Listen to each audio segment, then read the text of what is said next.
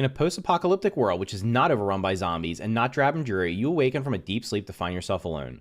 This is I Am Future, a new survival game where you'll need to use everything in your surroundings to figure out who you are and what happened to the world around you. Before we begin, I want to let you know that everything you'll see in this video is from the first 15 to 30 minutes of the game to avoid any major spoilers. I also want to thank TinyBuild for providing me with a review key for the game. Lastly, if you enjoy my content and want to watch it ad-free while also supporting the channel, check out my Patreon. There's a link for it in the description, and there'll be one at the end of the video. So this is I Am Future. What you're going to be doing in this game is you're going to be trying to survive and figure out who you are and what happened to the world around you. As you can see, unlike most post-apocalyptic survival games, this world is actually pretty bright and colorful as opposed to just being drab and dreary with zombies all over the place. So the first thing you're going to want to do is grab your cybernetic hand. Throughout the game, you're going to be getting upgrades for your hand here, and what that's going to do is allow you to basically explore further into the world. So there's your cybernetic hand.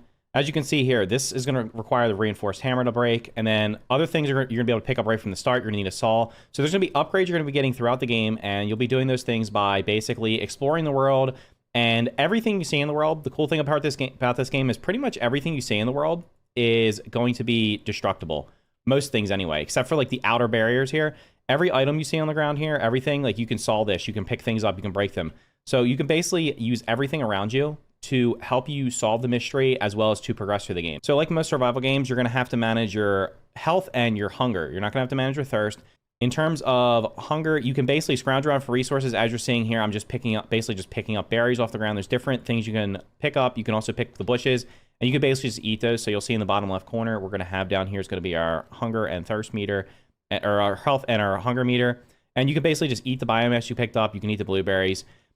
If you run out of hunger, you're not going to die. I think you just pass out. I don't actually never happened to me, but it's pretty easy to maintain it just by picking things. But later on, you'll also be able to farm. So like other survival games, you'll be able to have different ways of solving the problems that are around you. Also, the pretty cool thing, like I mentioned, you can dismantle things. So early on, you're only going to be able to dismantle the small things here. But basically what you're going to be doing is you're going to be looking around and trying to figure out what you're supposed to be doing. So cool thing is up here, you're going to have my tasks. So the tasks are going to guide you along through the story of the game, and there's going to be some that are just main quests that you basically have to do. Others are going to be optional. And you're going to see here we have to examine the refrigerator and open the suitcase. So if we go back over here, there's also going to be some waypoints in the map. So you got the little question mark here that's going to guide you along. So if we go over here back to our suitcase and click on that, and it's going to say change your clothes, or we can examine it. So we can change our clothes here by opening it up. You'll see that there are cosmetics. These are purely cosmetic. They don't actually affect anything, at least at this time. So you can actually change the way you look, and you'll also unlock additional cosmetics as you complete some quests and by just regular gameplay. So we open the suitcase. Over here, we're going to have a little package that we're going to pick up. Package is going to have a new item. That's going to be a little hard hat over here. After that, they want us to check the fridge. So here's the fridge. We're just going to click through the dialogue here because I've already done this. So we have to insert the battery. There is a question mark here on the campfire. So the campfire is going to be the way of doing cooking. So the game has lots of recipes you can unlock, and the way the recipes are unlocked is typically by just experimenting. We also have a construction tool, which you go down here on the bottom. So there's going to be building and crafting, like most survival games. This game has a little bit different things. You can actually automate things. So the game's going to have some stuff over here we're probably not going to get to in this video, but I'll briefly mention.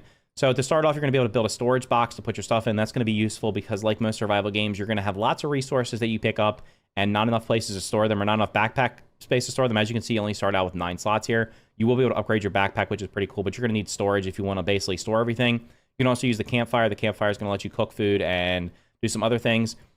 And that's basically what we have unlocked here. You're going to unlock, there's going to be a library that's going to tell you all the resources you picked up, so on and so forth. I don't want to spoil any of that. And then there's going to be some automation that you can get to later in the game. We're not going to get to that in this video, but you can automate things. So you can basically have your farm automatic, like basically just being resources being picked up, things like that.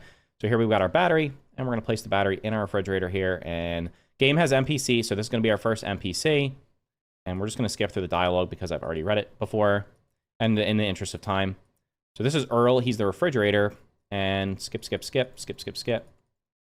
It is worth reading it. So basically, the NPCs in the game are going to give you, they're going to give you some answers to what basically the world around you. They're also going to give you quests that you can do that will give you some rewards to help you progress through the game.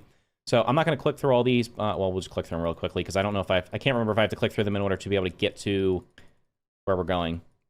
I guess we have to check them all off. So like I said, you should read these because it's worth paying attention to. But since I've already done it, I'm not going to do it here. And you can see all these tasks are being opened up right here. It's going to help guide us along. So now our little task list over here.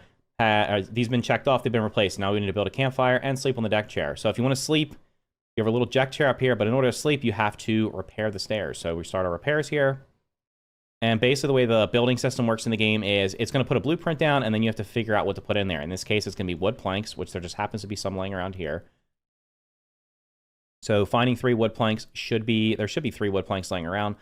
But I just want to show you the rest of the world while we're doing this. So basically, the gist of the game is, like I said, stay alive and figure out what's going on. You'll see that the world around us, there's other buildings you can get to later on in the game. There's areas you can't explore yet. So these areas are going to be blocked off by different building things that you'll later be able to find the upgrade resources. You'll be able to upgrade your cybernetic can in order to be able to get through these areas. Cast find the saw. So we found the saw. This is the rusty saw. This is going to let us cut things because we need to cut things in order to build our campfire and also to repair the campfire, as well as to be able to basically use the construct this over here. So each of the tools, when you're doing things, we're going to have like a little mini game here. So in this case, we're just going to saw here. There's different little mini games. So each one of them's a little bit different. So it's not like the same monotonous thing. You'll get used to them. They're pretty simple. Grab our plank. So it's kind of interactive. It's not like just walk up, press a button on everything. You literally just click and get it. And then you'll notice over here the blueberries. So the good thing also is going to be that, and here you can already see, we're already starting to see the resource management stuff. So you're going to have to manage your resources, but that's okay because we'll just eat the blueberries real quick so we can pick up the seeds so we can farm later on. So we're going to go up here and let's sleep in our bed or in our little lawn chair here. And this is going to basically restore your health. So sleeping passes time, but it also restores your health. So the first time you sleep, there's going to be a cutscene. After the first time you sleep, there's not going to be a cutscene. Essentially, it's going to show time passing. And you're going to wake up, so you can see that my health is restored, basically, but now I'm hungry. So sleeping will restore your health, but it's also going to make you hungry. And the good news is we found a bunch of food here, so we'll just eat some of the bright flowers and some biomass. Fill ourselves up. No worries in terms of, like, running out of food, because the bushes will grow back pretty quickly, and the plants will grow back, so you can also, obviously, farming's going to be your best bet, because then you're able to grow crops and also cook them into better foods, which will be able to increase your hunger or maintain your hunger much easier. You're also going to notice that this little guy here is on the side here. So these are the main enemies you're going to run into at the beginning of the game. So we're going to talk to Earl, and we're just going to skip through here. He's going to say remove this little electrocytes are afraid of sunlight. They only come out at night. So the cool thing about the game is it also does have a little bit of strategy involved in it in terms of your farm. So I will say that I played the demo way back, like months and months ago. I think it might have been sometime last year. I can't remember exactly when I played the demo. In the demo, defending your crops was actually pretty rough. They've toned that down a little bit, so it's a little bit easier, but they've also given you some defenses. So basically what happens is those little electrocytes that you saw there will spawn out of these infected weeds. So we're going to pull this weed up because we can't actually do anything. It's going to damage us. So we're going to pick that up, and you'll notice that more of them have started spawning. So what you're going to have to do is you're going to have to manage the spread of this so that it doesn't overrun the entire world. And also, when the little electrocytes pop out, they will target basically your things, specifically your crops, so they'll try to take your crops out. So let's just eat the bright flowers. That's going to let us pick up the spray here. So you're going to notice we have this little spray here. This is going to let us take care of the weeds. So it's basically weed killer. And don't worry, you can craft this later. You don't have to just find it. So spraying this is going to take them out. We can also directly spray the electrocytes, which will kill them. So we pull it off. Well, this one we pulled off. But the electrocytes will spawn out of there, and they will basically just start coming towards you. And you'll notice that there's quite a few at the beginning. And if you don't pay attention to maintain them, they will overrun a good amount of the world. So those are primary systems of the game. Right now, the main objective is going to be, in terms of the early game, is exploring the entire roof over here. You're going to notice there's little waypoints over here you can check. I'm not going to click on everything. There's also going to be a bridge over here, which is going to allow you to get over to this other building that you're going to have to reconstruct. So you're never going to be unsure what you're supposed to be doing, especially because you have the tasks up here. So it's going to kind of guide you along in the order you're supposed to be doing. As you go through these, click on these little various areas here, you'll notice that it'll update the quest list. We also unlock the ability to get through this gate now, so we can go over here and grab some more stuff. But like I said, I don't want to spoil too much. The game, in addition to having the farming, is also going to have fishing. So there's a fishing mini game down there where you can catch some fish. The fish are used to unlock some things. You can also use them, obviously, to cook and to make some different recipes. So all the systems in the game feel like they're pretty well put together.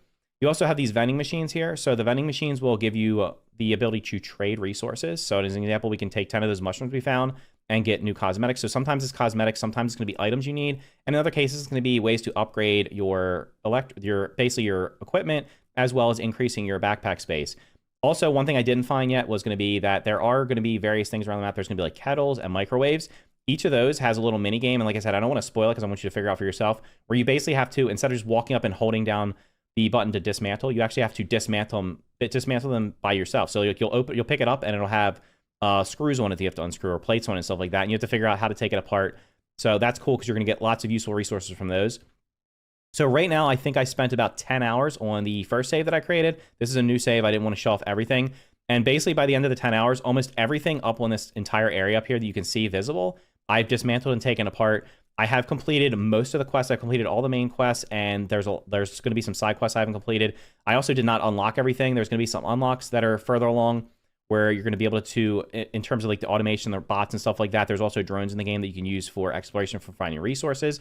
So those things you'll unlock. I did not do all those. I think right now there's probably about around 12 hours or so of gameplay in the game.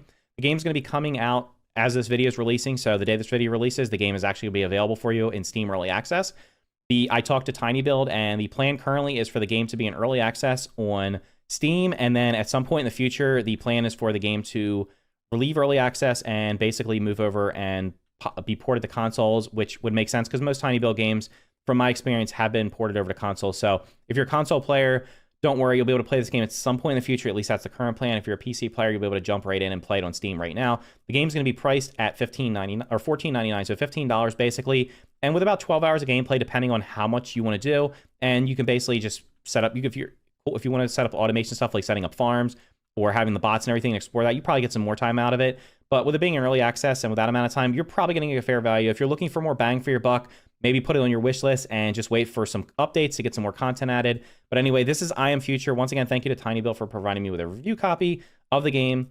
And if you want to check it out, head over to Steam. I'll leave a link for the Steam page down in the description below. Make sure you wish list it if you're not interested in playing it right now. Once again, thank you for watching. If you found the video useful, make sure to hit the like button. Consider subscribing for more videos like this. And if you want to support the channel, click the card on the screen right now, where you can head over to my Patreon, watch all of my videos ad-free from all my YouTube channels, and support the channel directly.